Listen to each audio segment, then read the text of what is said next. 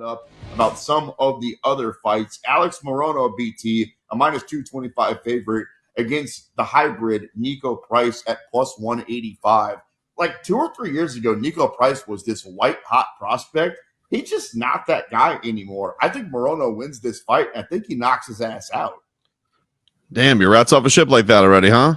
Yeah, I'm out. Yeah, I'm off. See you. Poof. You know, I gotta tell you, you really do seem like your rat's off a ship on guys pretty quickly. You're sitting here hosing down Jamal. Doesn't take much for you. Doesn't take much for you. Hosing down Jamal Hill. You know, immediately you're like, guys should basically go, try a career in hockey or something like that. I don't know. Yeah, loyalty's always been an issue for me, and certainly is when it comes to my fighters. You lose a fight, once you're not undefeated, dude, I'm done with you. Man, it's like you're like the old school boxing. You're like the old school the boxing fans. Like once he's got a loss, he's done. That's right. Who never be back. Fight? Sounds like you like Nico Price as the underdog, or you just like talking smack on me, one or the other. Nah, I totally agree with you. I'm going with Moreno. That's what I thought. Jake, tell me I'm right. Yeah, you're right. This is not Are You Going to Fight Me? This is Best Bets, and the best bet to make is Morono. Okay. See, we have fun here, but in the long run, we're all trying to make some money also here, and Nico Price hasn't been great when it comes to, his job fighting. Grant Dawson, I've watched him train. He is great, minus 375. Doesn't fight often enough, gets injured quite a bit. Taking on Joe Selecki at plus 270. I hate paying anything more than like minus 300 just based on the sport that we love, right? It's mixed martial arts. Anything could happen. But I actually think these odds are about right, BT, at minus 375. I'm going to try to pin the tail on the donkey and find a method, but I do think Grant Dawson wins and finishes this fight. Yeah, that'd be one where I'd like to once method odds come around next week for like all the undercard stuff, that's probably where I would pin it instead of trying to pay that hefty a price for it. But that's a lot. Jake? Yeah, you can't pay that big a price, but you got to put some value in the fact that Grant Dawson told multiple media members he's going for a takedown. Joe Selecki better be ready for a takedown or he's going to lose the fight. And I think that's interesting because Selecki's a black belt in jiu-jitsu. I talked to Selecki in the lead up to this fight. He's ready for it. He's excited for a grappling affair. So I don't know. I think there actually might be some value on Selecki as an underdog just because of how good a grappler he is too. But overall, yeah, I think a Dawson by submission or decision is the likely way this is going to go. I'm with you. I think Grant Dawson the ground. I think he chokes him out. What's up, BT? You ever wish when you were talking to a fighter, Jake, that they would just be honest with you and be like, you know what, I'm not ready for this fight. I got no chance. They'll never say it. I got no shot. I'm really cramming to make weight here. I don't feel like this hasn't been my best camp, to be honest with you. It's incredible how they're all on weight during fight week until they hit the scale. Oh, it's the best camp they've ever had. They're feeling great, every single one of them. But what else are you going to say? You're getting locked in a cage with another trained killer. All right, we're cutting our way up this 302 card, boys. Kevin Holland is back. Again, a heavy favorite now that I look at the BetMGM odds. Minus 275, and he's fighting a guy that has every single vowel in his last name. This is ridiculous. Oleksiujuzek. And I've got a rule. If you've got every vowel, I don't say your name. I say the first letter. Michael O is the underdog at plus 210. Jake, you can take this one first. Against Kevin Holland at minus 275. Where's your money going? Michael Ojokashik, I think, something like that. It was called King Michael. That's his nickname, okay. King Michael. King Michael's going to win, bro. He's going to win.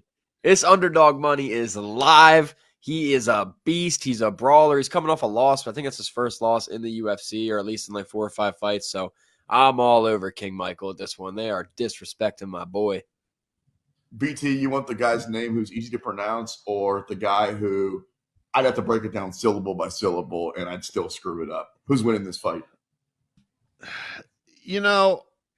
I'm just a little bit like, we're talking about, how much are you supposed to stay on guys and how much are you supposed to believe in them? I really don't know what to make of Kevin Holland, to be honest with you. Like, he loses the debut for MVP. He loses to Jack Della Maddalena. So the guy's, he's got a really tough strength of schedule. He's lost to Kevin Holland. He's lost to Wonder Boy in a very weird but great back and forth between them. This one feels to me very much like they're setting Kevin Holland up for like a get right. Hey, you can come out here. This guy should be made for you. And because they don't. When they have guys who are as popular as Kevin Holland, they throw in cards. I'm always feeling like after a couple losses, they're going to give him a winnable one because they want to keep him at the level of, hey, we want to keep this kind of card and it means something, because Kevin Holland is a great promoter for the sport. He's a great talker. He will stir up trouble. He'll bring attention to fight week. It feels very much like kind of a do or die if he's ever going to be back into the real contendership. So I'm going to go with Kevin Holland, knowing this is a bit of a desperation fight for him.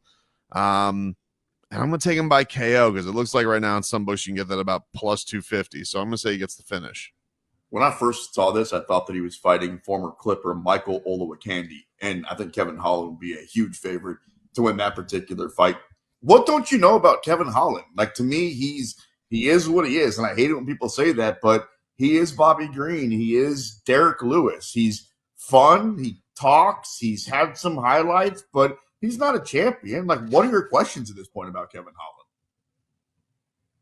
My big question is just, I guess it is just, is he going to ever hit another level, or is he just going to be what he is? Like, he's not over the hill yet. He's going to be 32, which is still in your fighter prime. I think once you start hitting, like we've seen, the magic number there is really like 35 is when you start wondering if a guy is over it. But like, look, he doesn't, I think for him, one of the things you love about him is he's a very active fighter. They usually will give him sometimes some weird matchups. He's taken on, you know, there's really no bums that he's taken on over the last, going back to 2020. Like, he's been taking when he's knocking out Jacare from his back, like he's taken on a lot of beasts. So yeah, I agree with you. He's probably not going to be champion, but I also don't like, there's a level of champion to bum, and I don't think like I think that he still has wins in him. It's just and so I feel like this is him taking a step below, and I think he can get a win here. We were talking about best UFC nicknames of all time, and I don't think this makes one of those lists, but it's kind of a fun one. Jake the Rude Boy steps back into the octagon. Randy Brown minus 185 versus Easy D at a plus 150 dog. Where's your money going? I'm going with Randy Brown. Randy Brown trains up here in Philly at Marquez MMA sometimes. I've met him a few times. Good guy, but he's also just a very rangy, talented, technical striker. And Easy D, very wild, chaotic. We see him rush in, do some crazy stuff in fights. I don't think Randy's the kind of lengthy fighter to do that against. So I like the favorite. And what are the odds? Like minus 180 or something like that? I'll bet. Yeah, I'll minus bet 185 for the Rude Boy, Randy Brown. Cash it. BT? Same with you. I mean, he's coming off one of the better knockouts of the year. And so I'm thinking that he's riding high right now. I'm going to go with him too. 3 for 3. I like Randy Brown by knockout. Yeah, man. Working our way up. 3 fights left. UFC 302 next week. We'll get to Islam versus Dustin Poirier in a couple of minutes. Jailton Almeida. Lots of hype. Lots of highlights. Didn't look great last time out. Minus 275. Taking on Alexander Romanov at plus 210. BT, are you still on the Jailton Almeida train?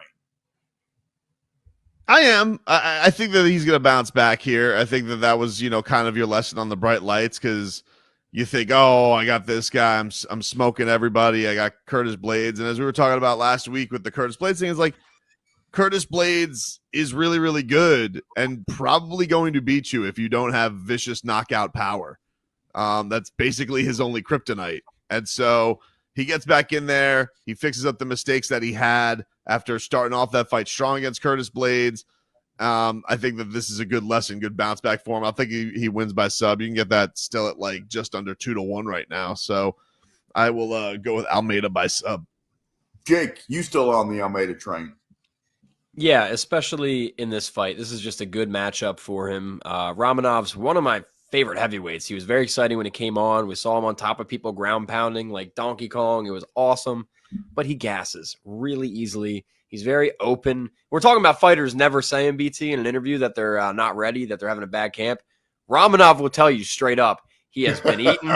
He has been gassed. He's not ready. So, no, I don't like Romanov in this one. I think Almeida in rounds 1 through 3 is the bet to make. The methods aren't out yet, but he's going to finish him. Oh, no, screw that. There's nothing more than I love as an honest man. You don't see a lot of those these days. Oh, he's honest, boy. He's honest. He'll tell me, I'm going to go in there and I'm going to be overweight and I'm going to smoke some cigarettes on the walkout. I'm probably going to get knocked out. There's no way you should bet on me. That's why I'm going to empty my piggy bank on this dude, Alexander Romanov. And again, Jonathan Almeida did show us that he is susceptible, right? He can come out there and lose and fight a boring fight, which I didn't think was possible at the beginning of his career. So I don't care if he's packing a whole pack of heaters on the way in. I'm going to go ahead and take me some Romanov at underdog plus 210 money. All right, boys, we got two fights.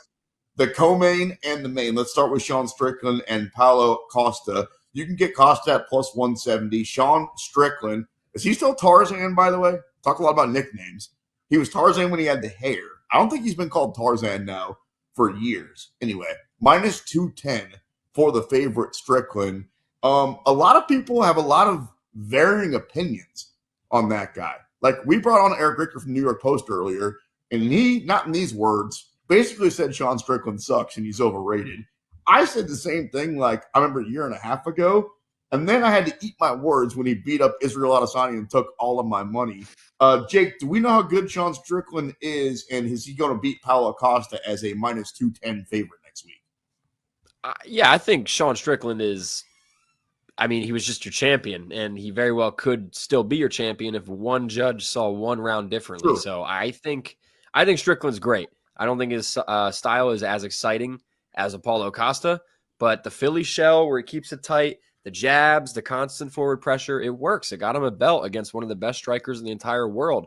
This is an interesting fight, though, because Sean has his style. He has his pace. He has the way he likes to fight. Costa's the complete opposite. He is a firecracker. He explodes. He also comes forward nonstop. I don't know how Strickland's going to react to Paulo Costa doing what Paulo Costa does best. We saw it against everyone he's fought. Whitaker, Romero, Adesanya. He always has some tricks up his sleeve and is very explosive. So if Strickland can deal with that, like we have seen him doing before, he should control the fight. His striking should do it for him. But it's a tough call. And Costa might be worth some underdog money because he's always got that chance. Us Seans really do have style now that you pointed out. Strickland, O'Malley, me. Strickland minus 210, Paulo Costa plus 170 BT. Where's your money going next week? You know, to be honest with you, I think this is one of the easiest calls in recent memory. I think this is easily. I think it's Sean Strickland by. I think it's Sean Strickland by decision. Most of his fights go to decision. He's usually winning by decision.